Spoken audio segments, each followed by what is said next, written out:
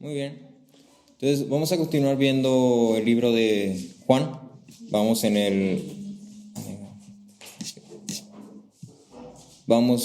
el capítulo 4 todavía y vamos a ver hoy de la porción de los versículos del 15 al 19. Estamos tomando porciones pequeñas, como se han dado cuenta. Entonces, desde ahorita les voy como comentando, ¿no?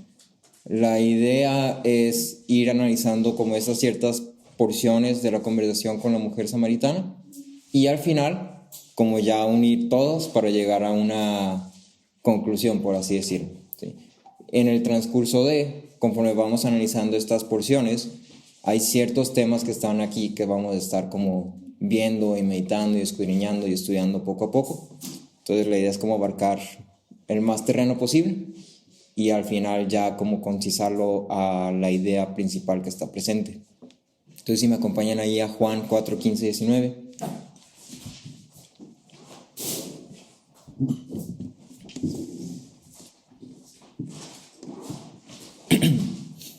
Dice: Señor, le dijo la mujer, dame esa agua para que no tenga sed ni venga hasta aquí a sacarla. Jesús le dijo: Ve, llama a tu marido y ven acá.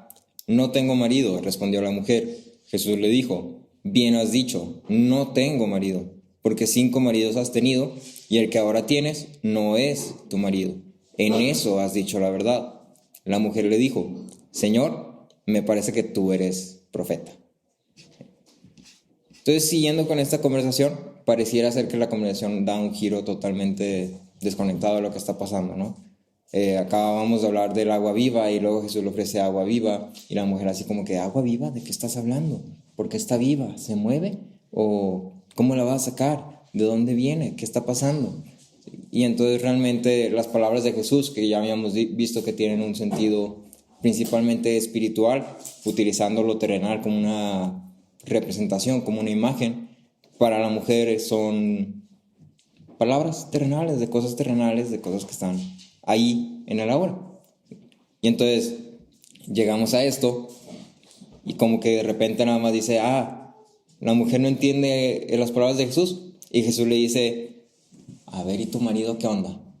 Así como que, ¿qué tiene que ver una cosa con la otra? ¿Cómo se conectan esas dos cosas? ¿Por qué esta como intersección tan así, tan cortante, tan tajante?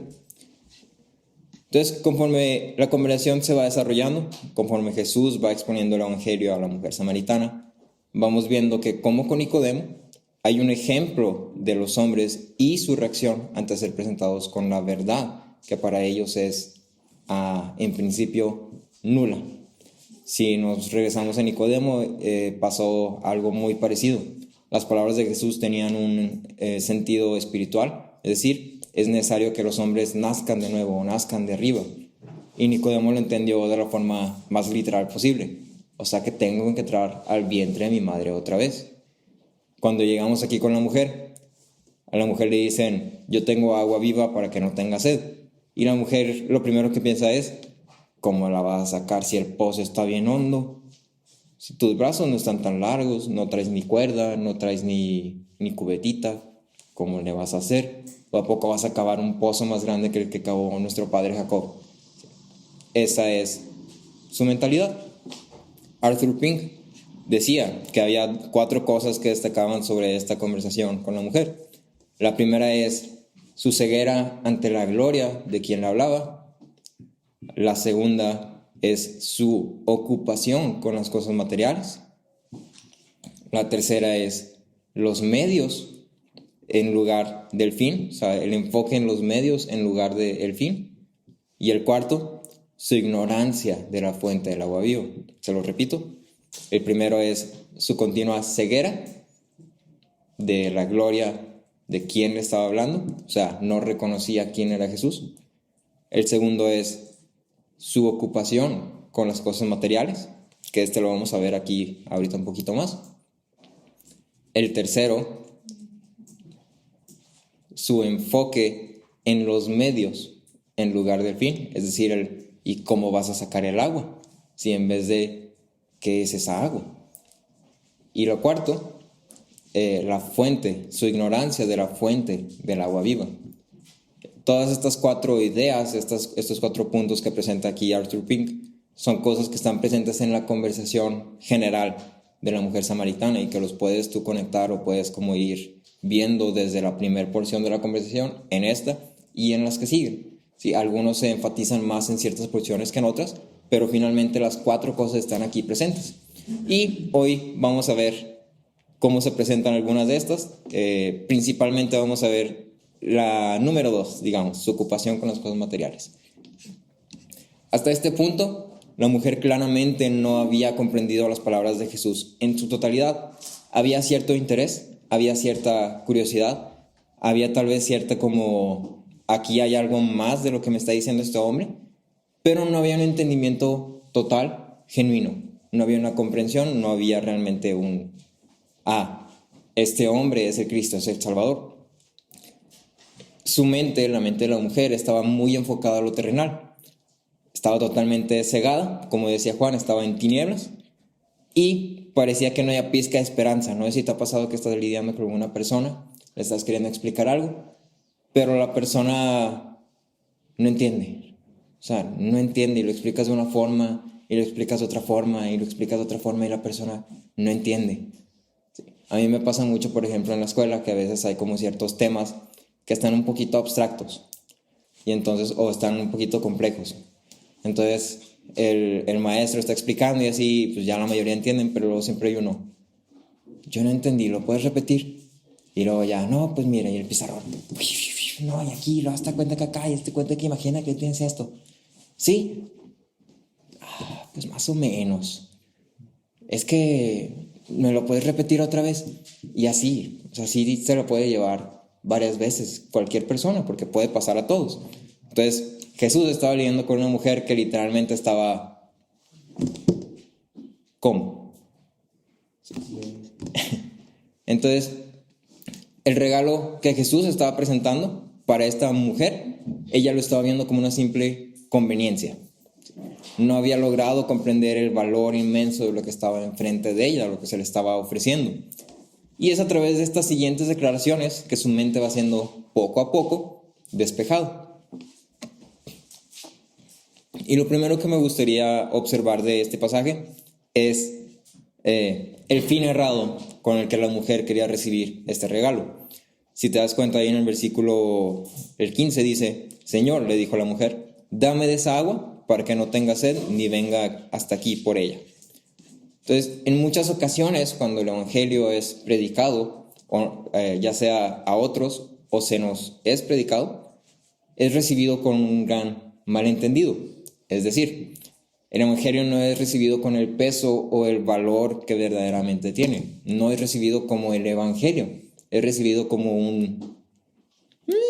una utilidad, una conveniencia, algo que me beneficia, algo que me complementa, algo que facilita mi forma de vivir o algo que me funciona. Tal vez no estoy o no recibo el evangelio porque quiero el evangelio, sino por los beneficios que vienen con el evangelio.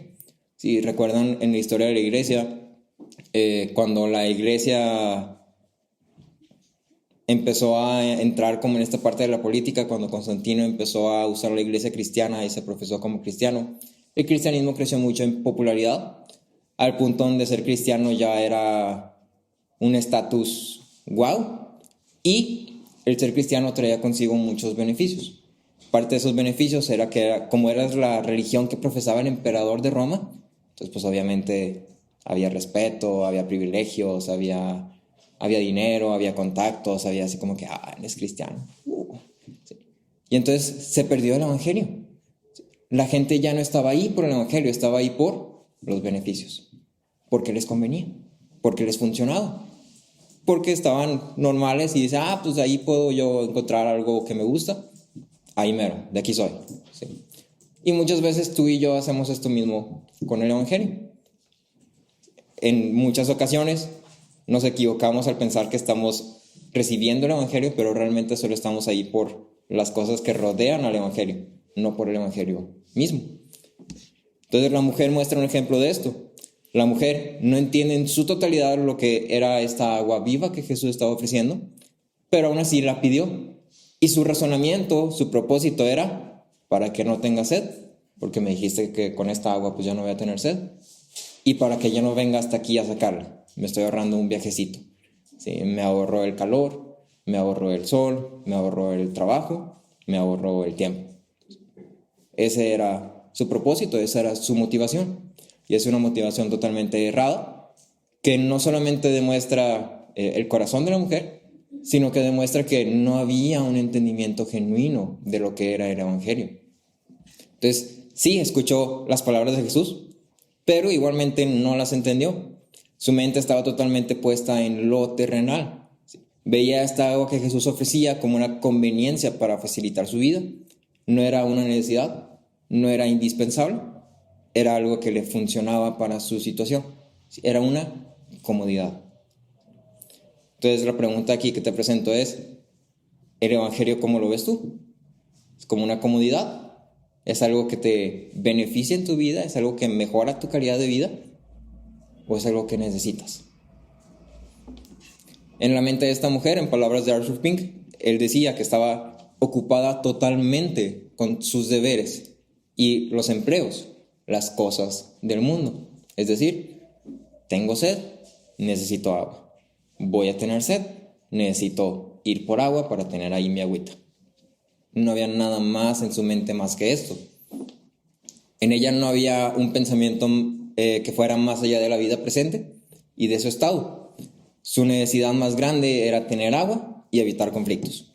Esta misma mentalidad estaba creando una barrera para que la mujer no pudiese entender las palabras de Jesús.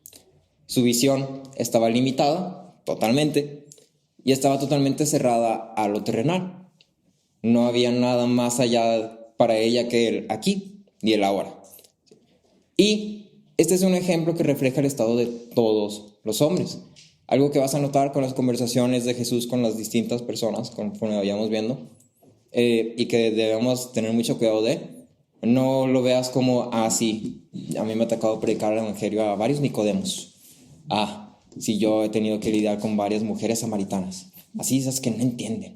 Así que son unos troncos que de plano no entienden. No. El tronco somos nosotros. Sí, el Nicodemo somos nosotros. Sí, los que queremos hacer las cosas por nuestras fuerzas, por nuestra moral, nuestra justicia, el Nicodemo somos nosotros. Los que no entendemos el valor del evangelio, los que estamos cegados totalmente, somos nosotros. Entonces, esto es principalmente para nosotros y luego extenderlo hacia los demás.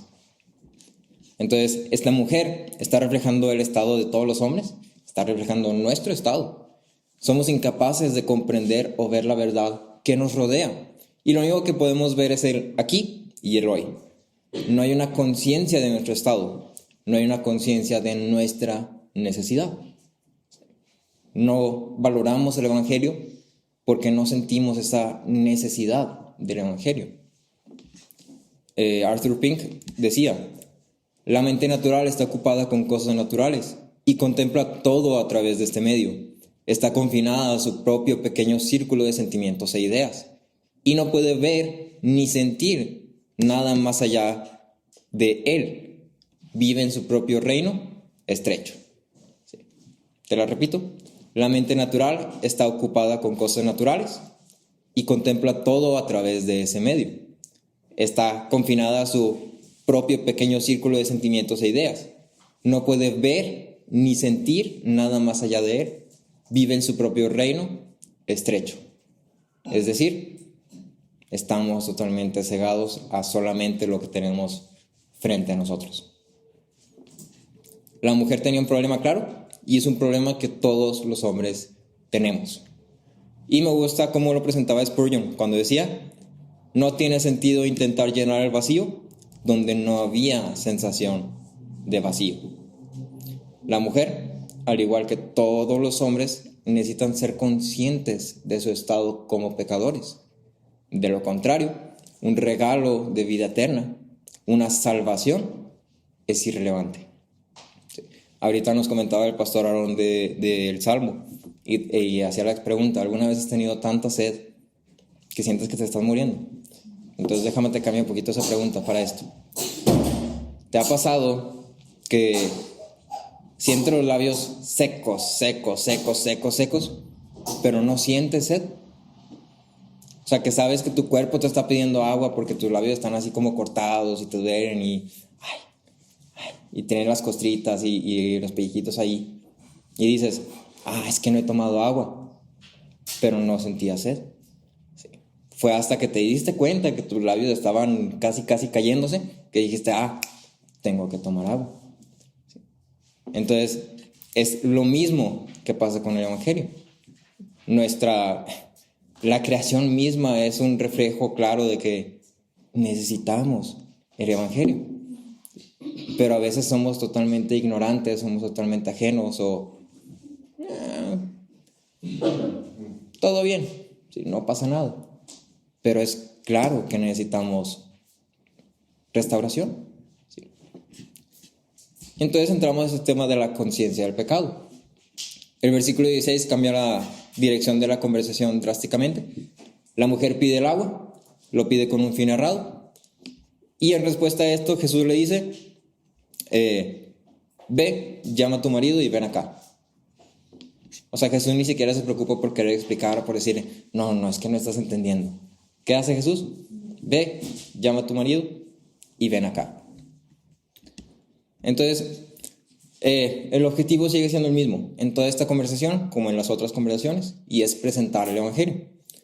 Dado que la mujer no comprendía las palabras de Jesús, el valor de la gracia y el regalo que estaba puesto frente a ella, el objetivo era ahora traer a conciencia de la mujer el por qué este don de Dios tenía tan grande valor. La pregunta es ¿cómo? Claramente. Spurgeon decía, a menudo, al tratar de bendecir a la gente, la manera más amable no es construirlos, sino derribarlos. No para empezar a alentar sus esperanzas, sino para permitirles ver cuán desesperado es su caso, aparte de la gracia soberana.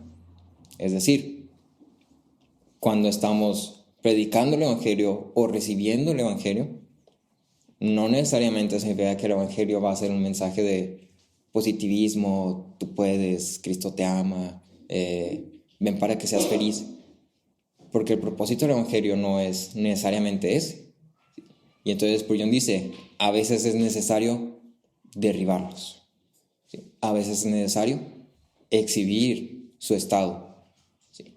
Humillarlos. Jesús reconocía en su totalidad el estado de la mujer y las palabras lo demuestran, conjunto con su intención. Jesús le dijo, ve y llama a tu marido y ven acá. La razón para que Jesús le pidiera esto a la mujer era traer a su marido para traer a conciencia el hecho del pecado de la mujer, es decir, su inmoralidad, y la importancia de hacer algo al respecto, o más bien de confrontar este hecho. Entonces, es a través de esta inmoralidad de la mujer que la conciencia de pecado fue traída. La mujer sabía perfectamente que sus acciones eran inmorales y su respuesta lo refleja, junto con otras dos cosas. Si te das cuenta, ahí su respuesta es, no tengo marido. A esto Jesús afirma, bien has dicho, no tengo marido, porque 5 maridos has tenido y el que ahora tienes no es tu marido. En eso has dicho la verdad. ¿Qué está pasando? Jesús nos da el contexto que necesitamos, ¿no? Finalmente la mujer, no sabemos si fue adulterio, no sabemos si fue divorcio o nada más, no sabemos si fue que murieron sus esposos, realmente no sabemos y no sería muy prudente asumir o especular, entonces vamos a dejarlo así. La mujer había estado casada 5 veces y en este momento presente estaba viviendo con un hombre que no era su marido, ¿sí? Estaba en una relación de matrimonio, pero chocolatito, si lo quieres ver así, con alguien que no era su marido. Entonces, la mujer cuando dice, no tengo marido, refleja 2 cosas. La primera es que en su ambigüedad, en la ambigüedad de esta respuesta, está mostrando una actitud evasiva. Es decir, la mujer no sabía que Jesús sabía todas las cosas. Y entonces dice, ve, trae a tu marido. No tengo marido. Pues sí, no es tu marido, no tiene marido. En eso estaba diciendo la verdad. ¿Qué es lo que Jesús dice? En eso dice la verdad. El hombre con el que vives no es tu marido. Entonces la mujer no estaba dispuesta a confesar su inmoralidad. Y la segunda cosa que se refleja es que el reconocer que no tenía marido era en sí una forma de confesión. confesión a medias o confesión accidental, porque su intención no era confesarse, era, ¿tú qué sabes? Entonces, el hombre con el que vivía no era su marido, no existía ningún pacto legal que decretara esto.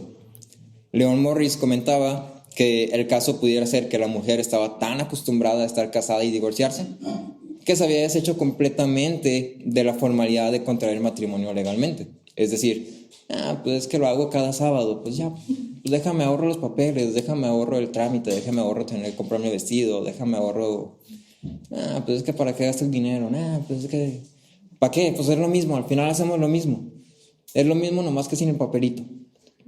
Tal vez este era el pensamiento de la mujer. Sobre esto me gusta esto que señala MacArthur, que decía, debe tenerse en cuenta que al negarse al llamar al hombre que actualmente vivía con su marido, es decir, cuando se refiere a este hombre no como su marido, Jesús estaba rechazando la noción de que simplemente vivir juntos constituye el matrimonio. ¿Sí? Es decir, aquí también hay un cierto reflejo de lo que es el matrimonio. ¿Sí? No nada más porque vivas en una relación que ya estamos casados, o sea, ya, realmente no importa la formalidad, ya no importa el pacto legal, no importa oficializarlo, ya estamos casados. ¿Sí? Jesús reconoce el matrimonio como un pacto formal, legal y público. Y es importante, que no es el tema de hoy, entonces no voy a entrar en ello, no es el punto, pero es importante que finalmente el pacto de matrimonio es análogo a otros tantos pactos que encontramos en la Biblia, y devaluar un pacto que es análogo a otros, de cierta forma implica también devaluar los otros pactos, lo cual es muy peligroso. ¿Sí? Entonces, continuando sobre el tema de la mujer, Jesús responde, bien has dicho, no tengo marido, porque 5 maridos has tenido, y el que ahora tienes no es tu marido. Incluso en esta respuesta evasiva de la mujer, Jesús ya conocía la verdad.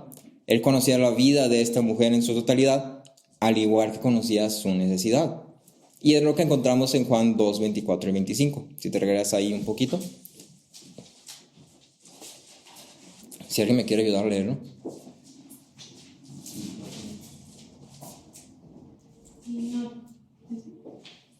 Juan 2, 24 y 25.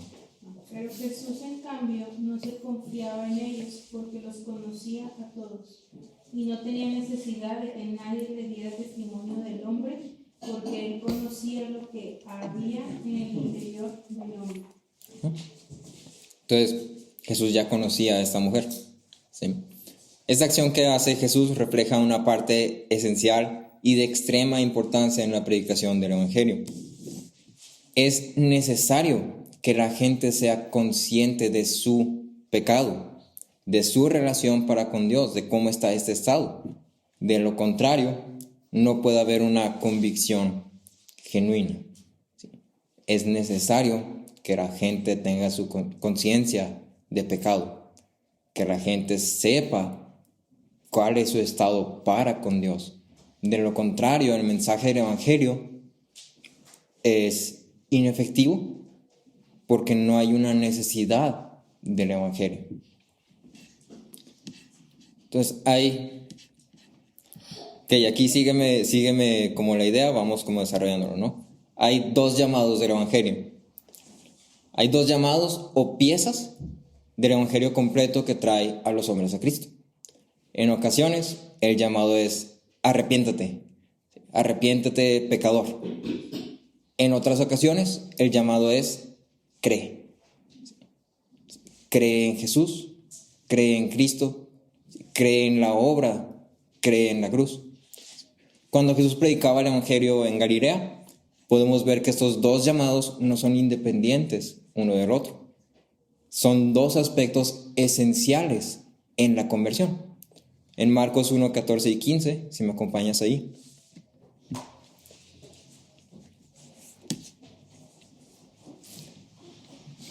Marcos 1, 14 y 15 dice: Después que Juan había sido encarcelado, Jesús vino a Galilea predicando el Evangelio de Dios.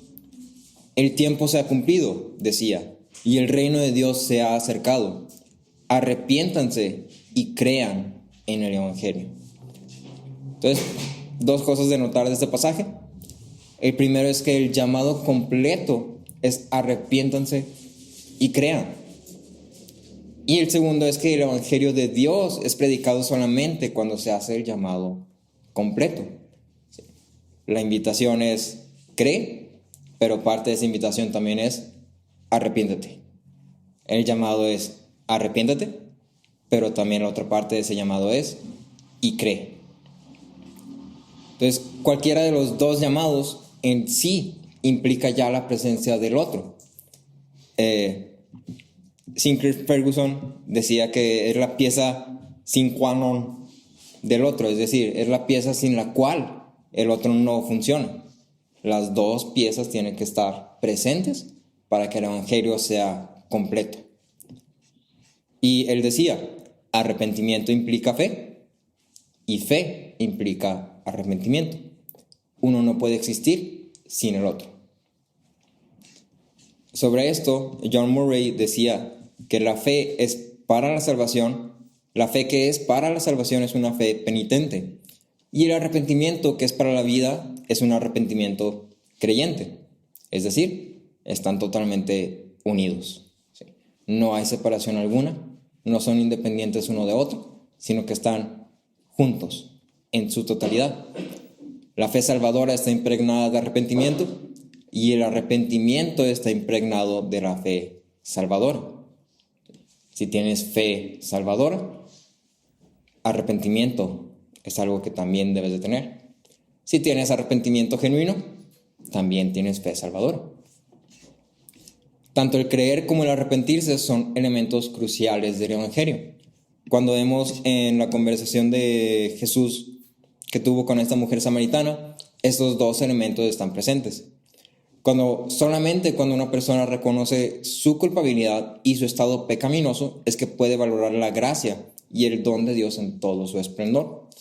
Una conversión que carece, conversión entre comillas, que carece de todo dolor por el pecado y que recibe la palabra solamente con gozo y con felicidad y con wow, eso está bien bonito, es una conversión temporal.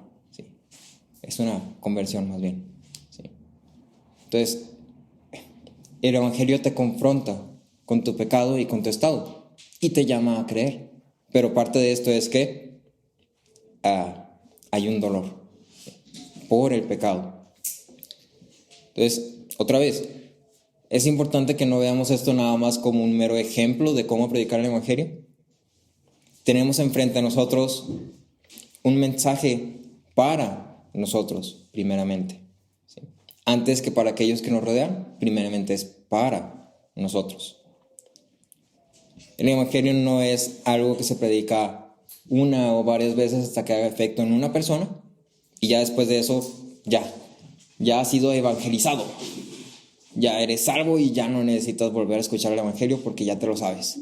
Así como una vez, no sé, te enseñamos cómo hacer sumas y restas y ya.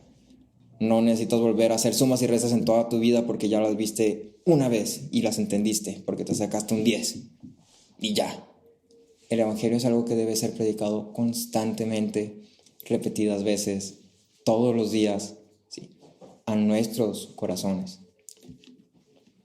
Y esto implica que debe de confrontarnos continuamente con nuestro pecado.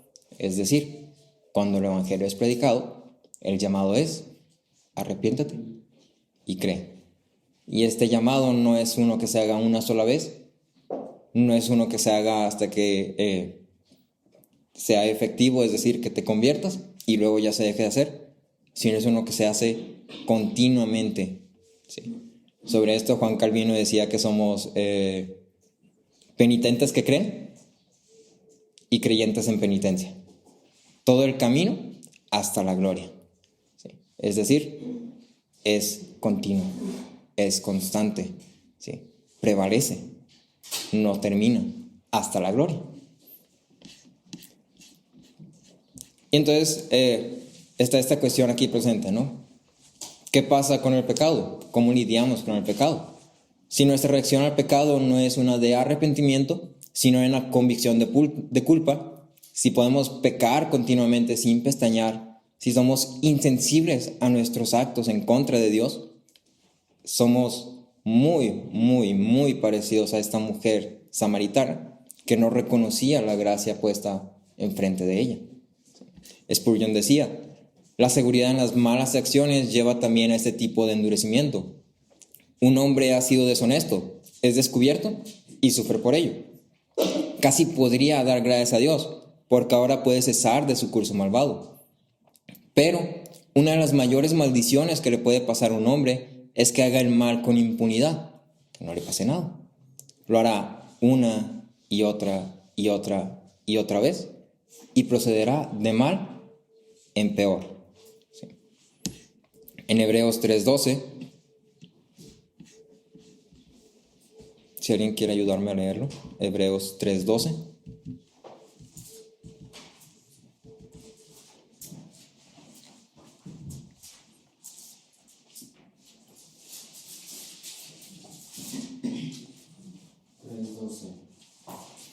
Mirad, hermanos, que no hayan en ninguno de vosotros corazón malo de incredulidad para apartarse del Dios vivo. Entonces, nota esto, que no haya un corazón malo de incredulidad para apartarse del Dios vivo. Un claro ejemplo de este mal que se presenta a los hombres lo podemos encontrar en 2 de Samuel 12. Y esta es la confrontación de Natán a David después de cierto tiempo que comete su pecado. Hasta este punto, David había tomado a Betsabé como su mujer cuando no le pertenecía, había asesinado a Urías, el esposo de Betsabé, y parecía ser que todo iba bien, entre comillas, ¿no? Entonces, estos actos de David son descritos en el capítulo 11 de 2 de Samuel como lo que David había hecho fue malo a los ojos del Señor. Obviamente, claramente, David había pecado. David se había equivocado, David había errado. Y a pesar de la crueldad y la gravedad de las acciones de David, su corazón estaba tan endurecido y tan insensibilizado al pecado que no fue hasta que Natán llegó y lo confrontó que David tomó conciencia de su pecado y fue llevado al arrepentimiento. Entonces, ¿qué pasó en David? Phil Newton, un pastor ya hace muchos años, creo, decía o propone 6 cosas por las cuales David pudo haber llegado a ese estado de insensibilidad. La primera es, David no había reconocido la gravedad de su pecado. La segunda es, David fue entumido a su condición espiritual. Entumido. Desensibilizado. Número 1, David no había reconocido la gravedad de su pecado, lo veía como un ups, jiji. Segundo, fue entumido a su condición espiritual. Las dos funcionan, según yo. David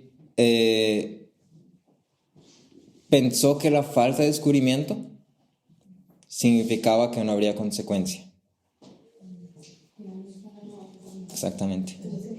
Que la falta de descubrimiento significaba que no habría consecuencia. Nadie se dio cuenta, nadie sabe, nada malo va a pasar.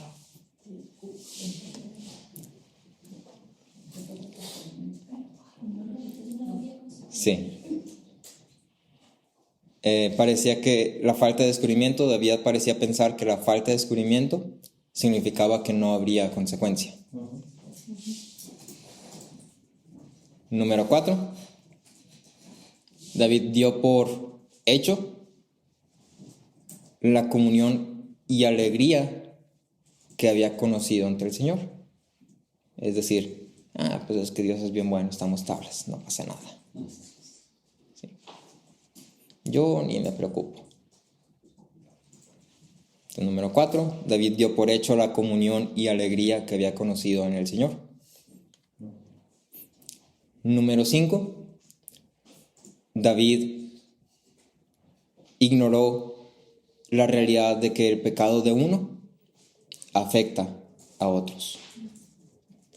ignoró la realidad de que el pecado de uno afecta a otros.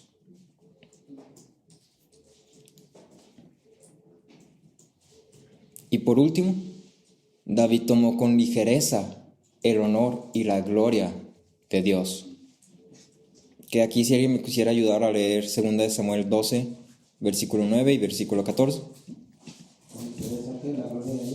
El honor y la gloria de Dios. 12, 13 y 14. 12, versículo 9 y versículo 14. ¿Santiago? Sí. ¿Por qué pues tuviste en poco la palabra de Jehová haciendo lo malo delante de tus ojos?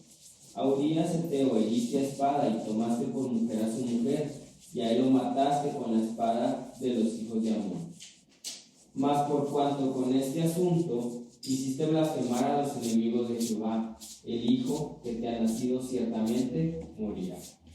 Entonces quiero que notes dos cosas de ahí. ¿Por qué has tomado con ligereza la palabra del Dios? Y luego en el versículo 14 dice, has hecho a los enemigos de Dios blasfemar. Y eso es algo muy, muy, muy pesado. Y es algo que tú y yo debemos de constantemente tener en nuestra mente. Nuestras acciones, nuestro pecado, no solamente está lidiando con nuestro orgullo o nuestro ego, ¿sí? O no solamente es, es que le metí el pie a alguien más y pues se lastimó. ¿Sí?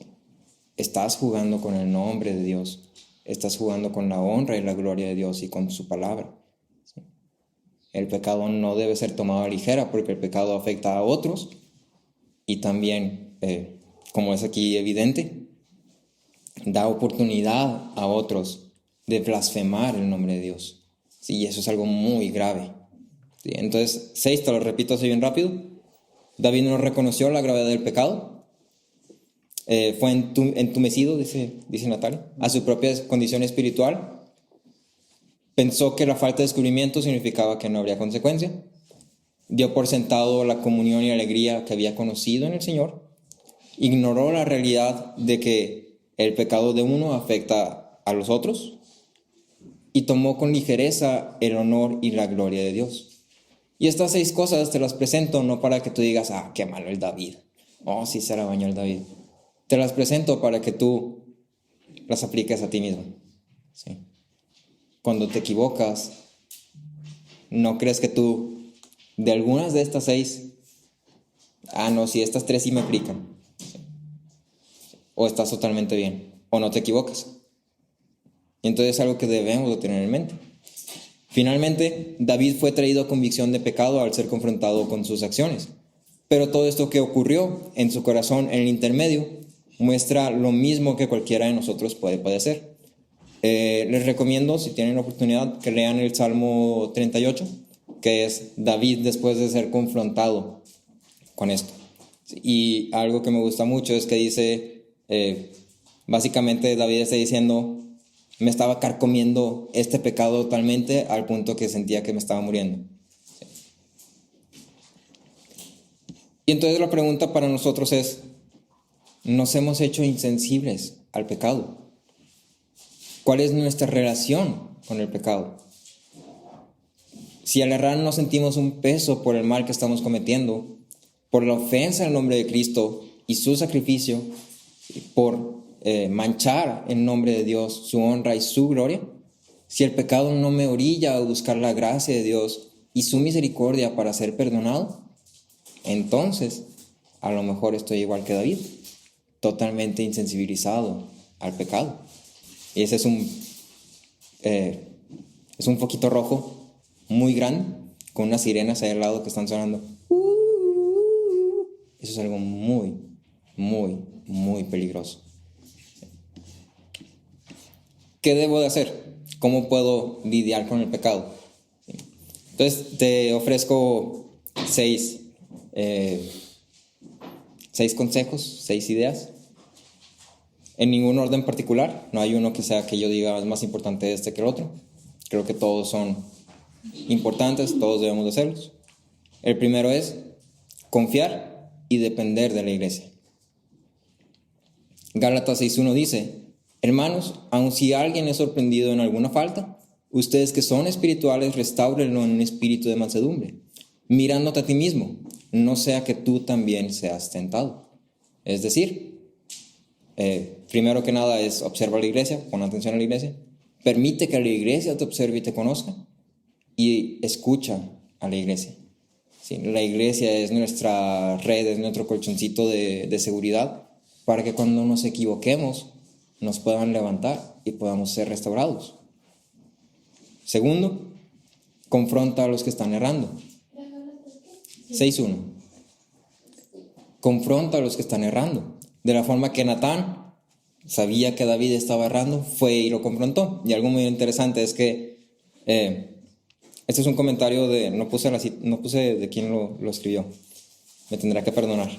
El profeta Natán no permitió que el rey David olvidara sus pecados de adulterio y asesinato. Un hombre valiente tuvo que enfrentarse a un rey por sus errores. Natán fue obediente a Dios y sabio en su enfoque. Entonces considera esto. Natán fue a confrontar a un rey, ¿sí? Que muy fácilmente pudo haber dicho, no me gusta lo que me estás diciendo, cuello. Y era un rey, no le pueden decir que no, y no le pueden decir, ay no David, pues es que sí te está diciendo la verdad, ¿no? Y con todo el miedo, con todo el decir, de esta no salgo vivo, fue y lo confrontó. ¿Sí? Tercero, presta atención a tus deseos y tus pasiones. Santiago 1, 14 y 15 dice, sino que cada uno es tentado cuando es llevado y seducido por su propia pasión. Después, cuando la pasión ha concebido, da a luz pecado. Presta atención a lo que está moviendo tus afectos, ¿sí? A lo que está moviendo tus emociones. Como le he dicho muchas veces al pastor Aarón, las emociones son una brújula, son un compás. Si nos están diciendo hacia dónde está puesto nuestro corazón, nuestros afectos, ¿sí? Úsalas. Dios nos las dio con un propósito y es bueno utilizarlas. Es decir, si me enojo porque me están hiriendo el orgullo, ¿cuál es mi pasión? Yo soy mi ídolo, ¿sí?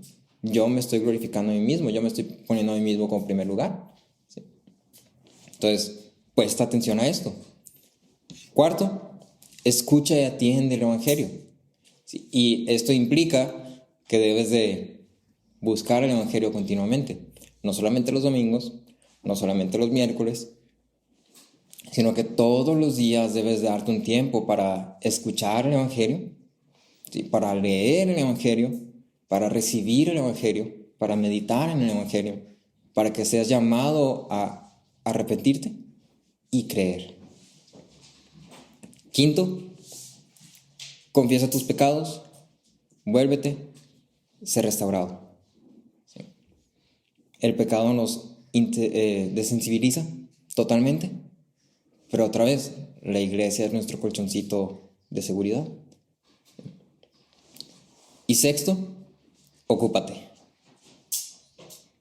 Cuando te digo ocúpate, literalmente significa ocúpate. ¿Sí? Ocúpate en tus responsabilidades, ocúpate en tu familia, ocúpate en lo que te toca hacer, ocúpate en la iglesia, ocúpate en los miembros de la iglesia, ocúpate en la lectura de la palabra, en el estudio de la palabra, ocúpate en la oración, ocúpate en los hábitos de gracia, ocúpate en todas estas disciplinas. La razón por la que David llegó a cometer este pecado es porque estaba flojeando. Así plenamente David debería estar en el campo de batalla ocupado haciendo lo que le tocaba. Y sin embargo estaba él acá muy cómodo en su penthouse, en su casa en la playa, y pues le salió ahí Betsabé, no. Sí. Ocúpate.